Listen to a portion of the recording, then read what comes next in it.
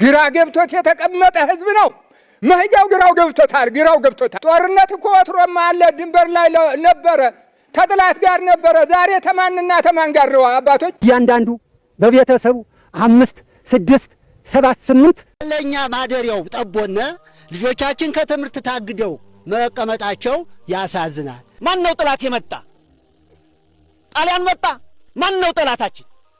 እስኪ ጠላቴ የምትሉት ማን ነው? መከላከያ ወንድምህ፣ ሚኒሻ ወንድምህ፣ ፖሊሱ ወንድምህ የማን አባቱ ገደል ገባ እያልክ ከማጋደልና ወንድምህን ከወንድም ከማጫረስ ይልቅ ወንድሜ ተመለስ፣ የሄድክበት መስመር ትክክል አይደለም፣ ለኛ አይበጅም፣ 21ኛው ክፍለ ዘመን አይመጥንም።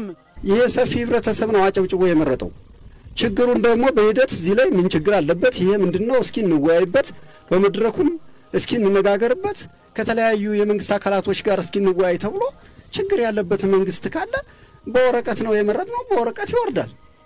ከዚያ ውጭ ግን እንዴት ነው? ምንድነው ችግሩ? እንደው ብድግ ብሎ ዝም ብሎ አንዳንድ ቆማጣ መሳሪያ እየተያዘ ሲፈልግ የገንዘብ ወንድሙን ሲፈልግ መከላከያውን ሲፈልግ የመንግስት አመራሮች እንዴ እየገባን የተማረስ ቁመን ምን የሚያስብ ቅንጭላት የለንም እንዴ? ሙተና ከዚህ ወዲያ ሞት ምን አለው? ትውልድ አለን እንዴ? አሁን እንግዲህ መምር ገደልነ አያሳፍርም?